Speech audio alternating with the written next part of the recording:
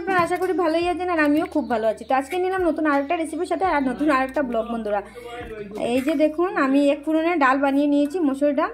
তো চলুন দেখাই আপনাদেরকে কিভাবে এই যে এক ফোড়নের ডালটা বানিয়ে নিলাম বন্ধুরা। আর এইভাবে এক ফোড়নের ডালটা না খেতে অনেক টেস্ট বন্ধুরা, কি বলবো অনেক টেস্ট। এই যে দেখুন একদম সহজ পদ্ধতিতে, কোনো বেশি উপকরণ লাগে না আর খুবই স্বাদও খেতে বন্ধুরা। তো চলুন স্টার্ট করি আর এক এক করে দেখাই সবগুলো প্রসেস।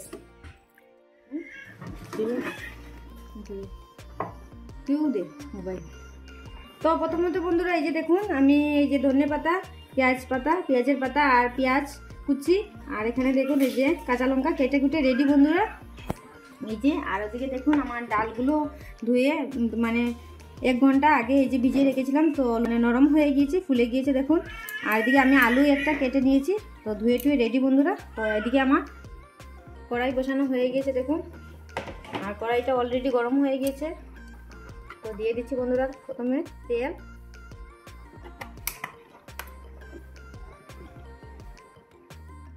তো দিয়ে দিলাম বন্ধুরা এই যে শুকনো লঙ্কা।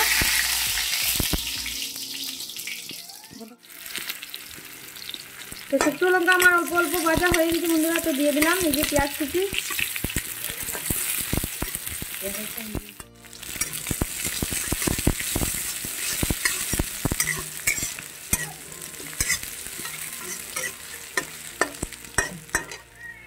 তো এখন বন্ধুরা এই যে হালকা হালকা ভাজা হয়ে গেছে আমার, তো এখন দিয়ে দিচ্ছি কেটে রাখা আলুগুলো।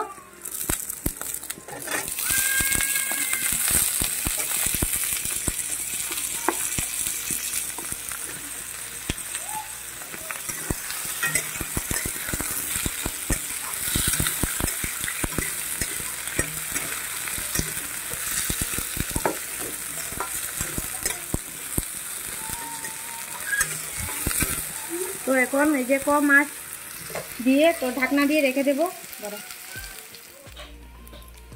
তো এক এক করে বন্ধুরা সবগুলো মশলা দিয়ে দেবো। এই যে দেখুন প্রথমে তো হলুদের গুঁড়ো,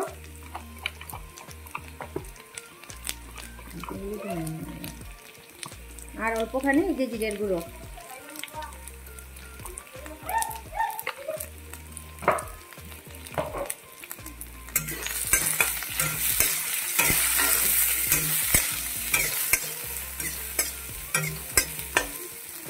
তো এখন এই যে ধুয়ে রাখা ডালগুলো দিয়ে দিলাম, মসুর ডাল।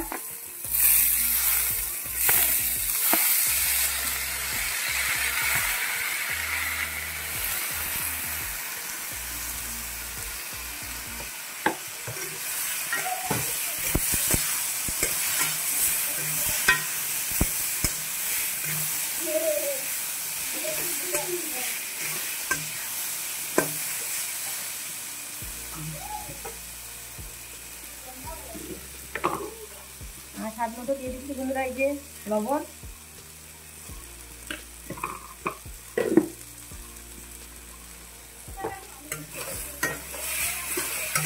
তো আবার নেড়ে চেড়ে স্টিম কমিয়ে রেখে দেবো কতক্ষণের জন্য।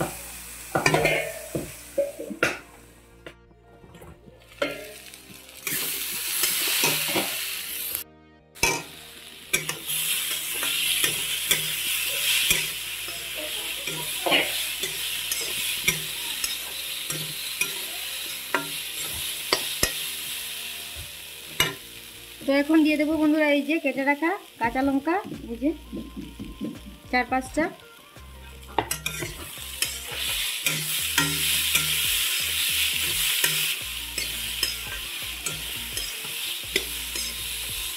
তো ফাইনালি বন্ধুরা এখন দিয়ে দেবো জল।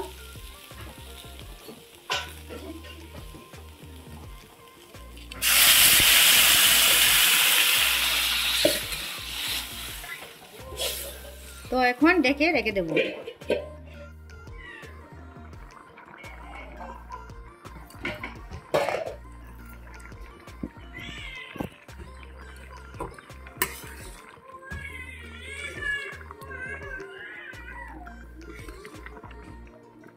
তো এইভাবে কারা কারা খেয়েছেন বন্ধুরা বলবেন আমাকে। তো আরও 5 মিনিট হতে দিই, এখনও হয়নি। এই যে দেখুন ফেটে গিয়েছে। তো আরও এইভাবে আরও 5 মিনিট হতে দিই বন্ধুরা, ঢাকনা দিয়ে রেখে দেবো। তো এইভাবে কারা কারা খেয়েছেন বন্ধুরা বলবেন আমাকে, কমেন্টে জানাবেন। তো তো কারা কারা এইভাবে খেয়েছেন বন্ধুরা আমাকে কমেন্টে বলবেন, আর যারা যারা খাননি এইভাবে খেয়ে দেখবেন, খুবই টেস্ট বন্ধুরা, খুবই টেস্ট। আর আমার বড় মেয়েটা না এইভাবে মানে এই যে মসুর ডাল এভাবে বানালে খুবই ভালোবাসে, খেতে খুবই ভালো পায়।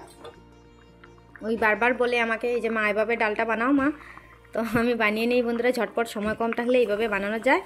তো বন্ধুরা এই যে আমাদের গ্রামে এই ডালকে বলি যে এক ফোড়নের ডাল, মানে এক সম্বাসের ডাল বন্ধুরা, আমাদের গ্রামে বলি এক ফোড়নের ডাল। তো এটা বানিয়ে নিলাম আর খুবই টেস্ট খেতে বন্ধুরা, খুবই টেস্ট। তো আরও 5 মিনিট হতে দিই বন্ধুরা, আর এই যে ঢাকনা দিয়ে রেখে দেবো। তো ফাইনালি বন্ধুরা দেখুন আমার ডালটা হয়ে গিয়েছে, এই যে দেখুন।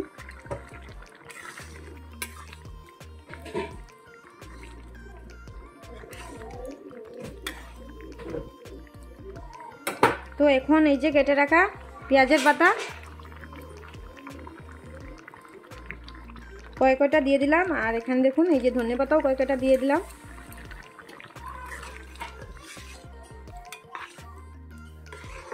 তো এখন নামিয়ে নেব।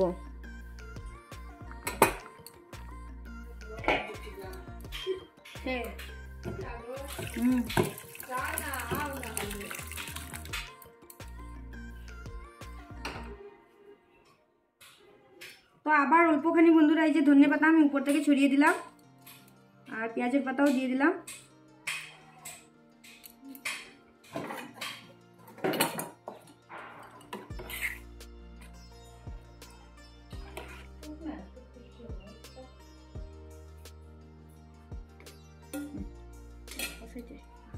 তো দেখলেন তো বন্ধুরা আমি কিভাবে এই যে এক ফোড়নের ডালটা বানালাম, মুসুরির ডালটা বানাচ্ছি। আপনারা এইভাবে বানিয়ে খাবেন বন্ধুরা, খেয়ে দেখবেন খুবই টেস্ট। আর কি বলবো, আমরা প্রায় সময় এইভাবে খেয়ে থাকি বন্ধুরা, খুবই টেস্ট, খুবই টেস্ট বলবো, খেয়ে একবার দেখবেন বন্ধুরা।